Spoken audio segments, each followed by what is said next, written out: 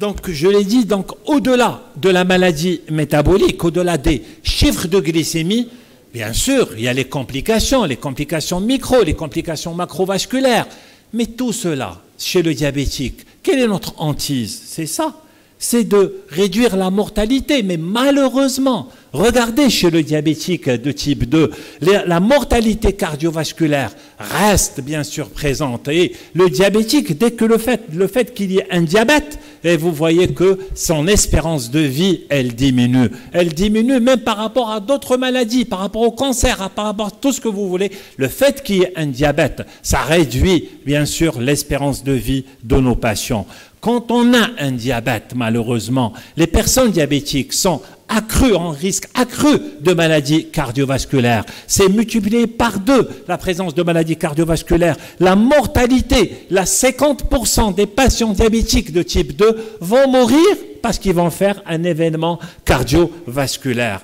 Est-ce qu'il y a un lien? Il y a une grande complexité entre le cœur et le diabète. Et quand on a un diabète, on rentre dans un cercle vicieux, on rentre dans cette glucotoxicité, dans cette lipotoxicité, dans ce stress oxydatif, dans cette inflammation qui va se créer. Donc tout cela, donc tous ces paramètres vont faire en sorte que l'endothélium va être touché, les artères, les petites artères, les grosses artères, donc la microangiopathie, la macroangiopathie, bien sûr, tout cela va faire en sorte que le cœur va être touché. Et qu'est-ce qu'il y aura comme conséquence? La maladie coronaire, l'infarctus, l'accident vasculaire cérébral, bien sûr l'hypertension artérielle et qui vont aussi aboutir à l'insuffisance rénale. Donc vous voyez qu'il y a un lien. Et tout cela, et là, je remercie professeur Alami d'avoir parlé de ça hier, tout cela tourne autour de cette adipocyte, de bien sûr, cette cellule adipeuse qui est sécrétrice et qui va être responsable de tout cela. Est-ce qu'il y a un lien entre l'insuffisance cardiaque et le diabète? Eh bien, regardez, dans toutes les études, dans l'immense majorité des études menées pour l'insuffisance cardiaque, on va se retrouver avec 30 à 40% de diabétiques. Donc, en quoi le diabète est présent dans l'insuffisance cardiaque? Et toute augmentation de 1 point d'hémoglobine glyquée, elle augmente le risque de 15 à 20% de faire une insuffisance cardiaque. Donc le lien entre les deux est clair. Et aussi, il faut le rappeler, qu'un diabétique, il va bien sûr faire un événement cardiovasculaire et le diabète accélère ce premier événement cardiovasculaire. Le diabète est responsable d'hospitalisation pour insuffisance cardiaque. Et quand on est diabétique, le risque, bien sûr, quand on a un diabète, ça augmente le risque de mortalité par insuffisance cardiaque. Vous avez vu? C'est un cercle vicieux. C'est grâce à tout cela, grâce à cette adipocyte, à cette, bien sûr, obésité, qu'est-ce qu'il va y avoir? De la glucotoxicité, de la lipotoxicité, du stress oxydatif, de l'inflammation. Tout cela va toucher les organes nobles, va toucher le cœur. Et si le cœur est touché, ça va retentir sur le rein et vice-versa. Si le rein est touché, ça va retentir bien sûr sur le cœur. Et vous allez vous retrouver dans un cercle vicieux. Et il faut essayer de le rompre, ce cercle-là, à un certain moment pour bien sûr protéger le rein de votre patient, protéger le cœur de votre patient. La maladie rénale, la maladie cardio-rénale. Professeur Alami, je vais le dire plusieurs fois, il a dit hier, on va créer une nouvelle spécialité, le cardio-néphrologue. Et moi, je dirais qu'il faut créer une autre spécialité, le cardio-néphro-métabolique. Donc, c'est ça la nouvelle spécialité parce que tous ces paramètres sont liés. La maladie cardio-rénale constitue une complication grave, ça on le sait. Mais ce qui est important, c'est qu'elle est précoce. Et ne dites pas, je vais attendre que mon patient me développe une insuffisance cardiaque. Je vais attendre que mon patient me développe, bien sûr, une maladie rénale. Non, c'est quelque chose qui est précoce. 36% des patients diabétiques de type 2, leur première rentrée dans les complications, c'est la maladie rénale chronique et après c'est l'insuffisance cardiaque. Et les autres, ils vont venir juste après. L'insuffisance cardiaque aussi, elle accroît le risque de dégradation de la fonction rénale.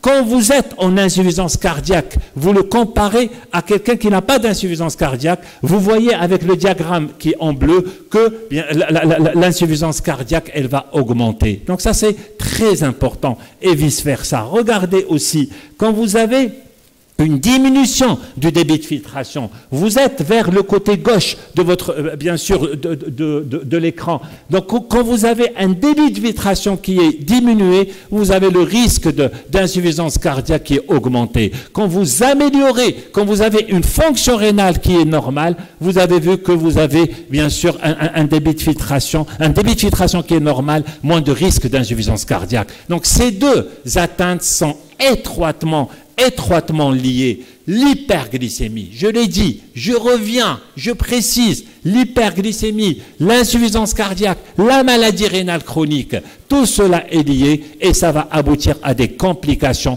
Ce n'est pas que des complications d'un organe, c'est des complications cardio-rénales. C'est important. Et il y a une grande problématique.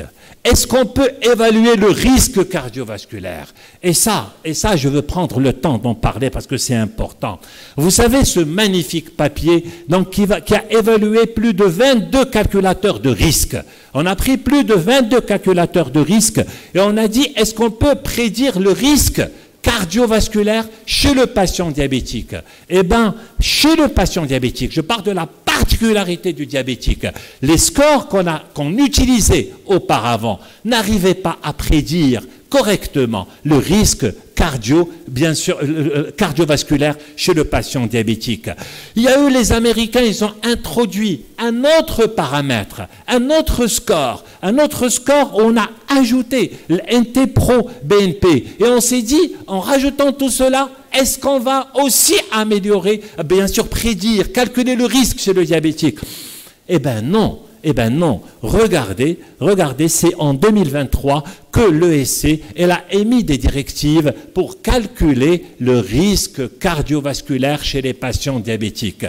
Téléchargez-le. C'est sur toutes les plateformes, que ce soit sur Google Play, que ce soit sur Apple Store, que ce soit sur Amazon. Téléchargez-le sur vos smartphones. C'est vraiment facile et rapide. Et là, il y a une rubrique réservée aux diabétiques de type 2. C'est ce qu'on doit utiliser pour calculer le risque. Ne me dites pas que c'est réservé qu'aux Européens. Non, le Maroc, il y figure. Donc, le Maroc est considéré comme dans les pays à très haut risque cardiovasculaire. Donc, osez rentrer ces paramètres dans bien sûr, vos smartphones et vous allez calculer le risque cardiovasculaire de vos patients diabétiques. Ce risque cardiovasculaire, il est risque faible, risque modéré, risque élevé, risque très élevé. Je ne vais pas parler de ça, c'est pas le but. Il n'y a pratiquement pas de risque faible chez le diabétique. Le diabétique rentre directement dans le risque modéré. Mais au moins, vous avez calculé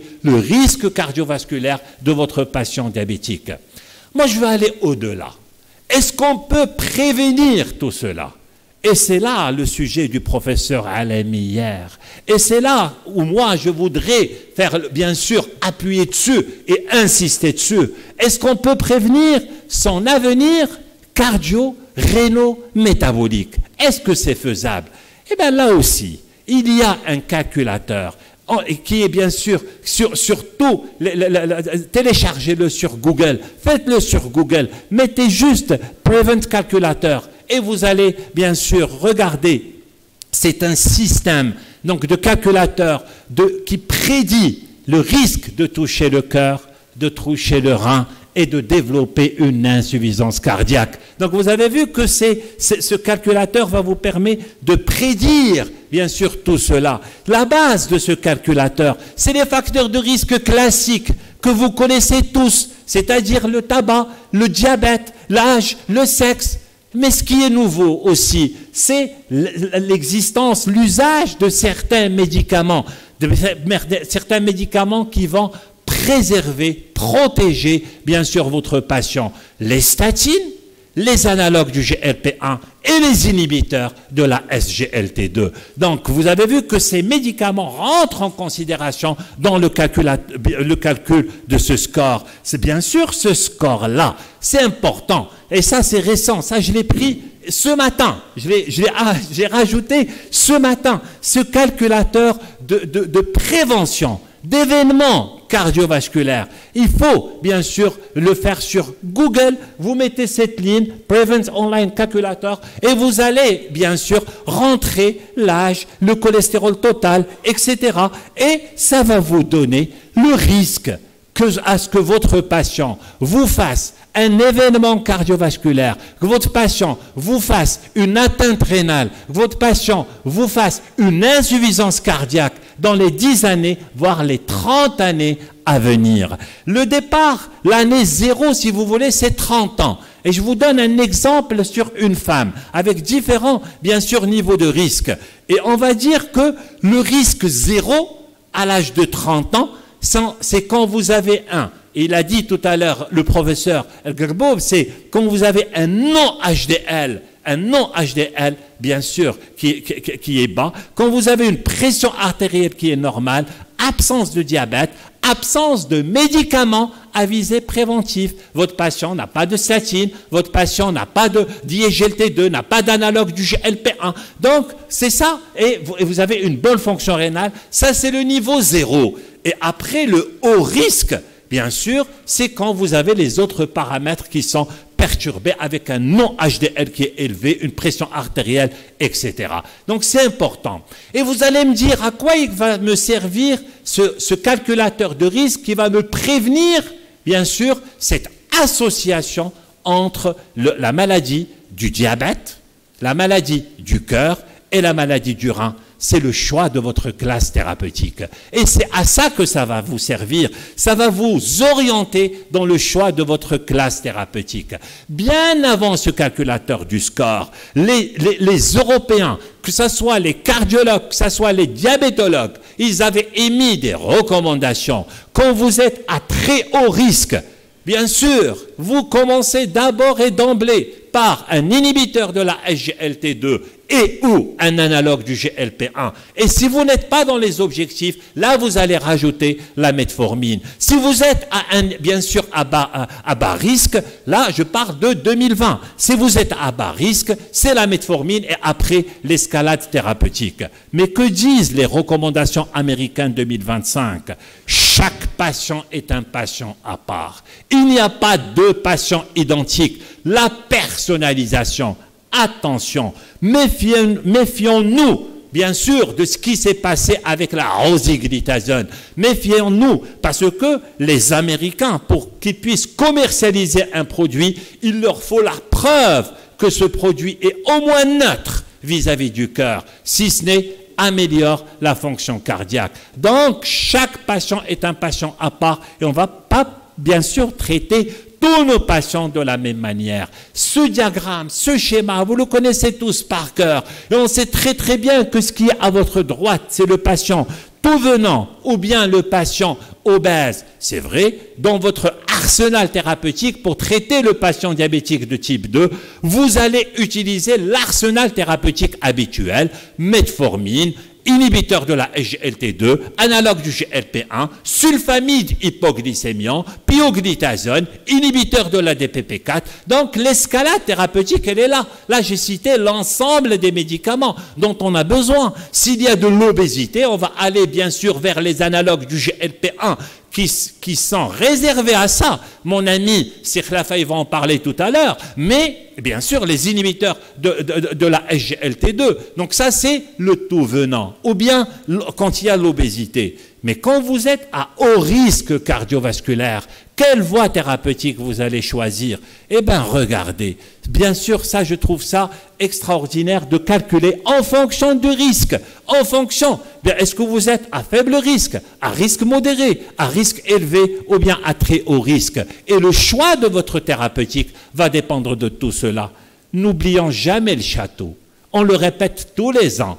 Et à chaque fois qu'on est là, on parle de ce château. Et si un de les piliers de ce château qui casse, c'est Le toit du château qui tombe, qui est au-dessus du toit, c'est le patient diabétique. On est là pour le prévenir et bien sûr les complications. Bien sûr lutter contre la glycémie, bien sûr lutter contre cette pression artérielle, bien sûr donner la statine pour bien sûr baisser le LDL cholestérol et donner les médicaments qui vont améliorer, préserver le cœur et le rein de vos patients. Au-delà de la glycémie, je n'ai pas parlé de chiffres d'hémoglobine glyquée. Au-delà de la glycémie, profitez de cet effet pléiotrope de certaines molécules, telles que les inhibiteurs de la SGLT2, les analogues du GLP1. Cet effet qui a une action directe sur, bien sûr, le rein, la paroi artérielle, le métabolisme du cœur, au-delà de l'équilibre glycémique.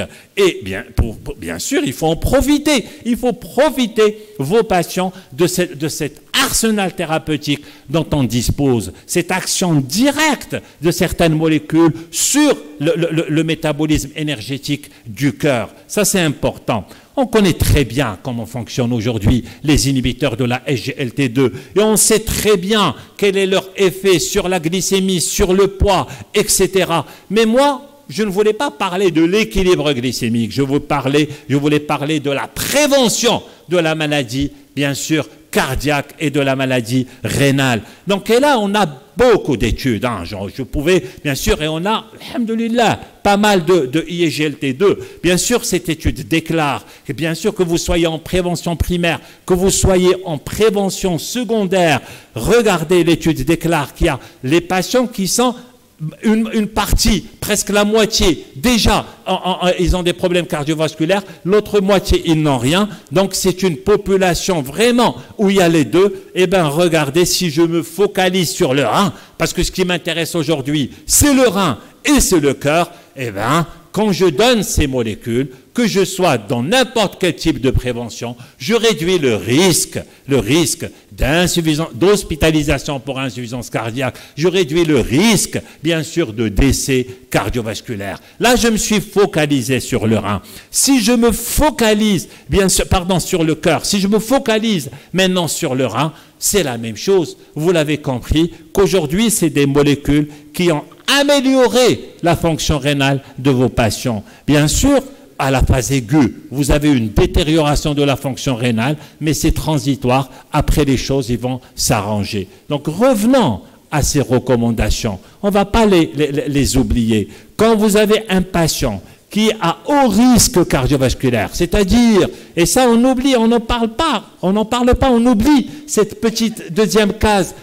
Bien sûr, les patients qui ont plus de 55 ans, et ils ont 3 facteurs de risque cardiovasculaire, vous allez les considérer comme des patients qui ont déjà fait un événement cardiaque, comme des patients qui ont déjà fait un infarctus. Ça, on n'en parle pas. Je ne vais pas attendre, moi, qu'il ait fait un infarctus ou qu'il ait fait un accident vasculaire cérébral ou qu'il ait de l'artériopathie oblitérante pour dire « Ah, il est à haut risque ». Non. Si vous avez un patient qui a plus de 55 ans avec 3 de ces facteurs de risque, c'est comme s'il avait fait un événement cardiovasculaire. Ces patients-là, vous devez bien sûr les mettre indépendamment de l'équilibre glycémique. Je n'ai pas parlé d'hémoglobine glyquée aujourd'hui. Vous devez les mettre sous inhibiteur de la SGLT2 et ou analogue du GLP1. Mais quand vous avez de l'insuffisance cardiaque, c'est forcément un inhibiteur de la SGLT2. Si vous avez de la maladie rénale chronique, professeur Skedli, monsieur le doyen, il en a parlé tout à l'heure et il l'a bien détaillé, bien sûr. Je vais parler d'insuffisance rénale si j'ai une fonction rénale inférieure à 60. Mais aujourd'hui, la maladie rénale chronique, c'est 2 paramètres. C'est la fonction rénale et c'est bien sûr le rapport albuminurie sur créatininurie. Si vous avez un des 2 paramètres qui est touché, c'est la maladie rénale chronique. Oui, ces patients-là, à cause du bénéfice, bien sûr, démontré par toutes les études, les patients qui ont une maladie rénale chronique, vous devez les mettre sous inhibiteur de la SGLT2.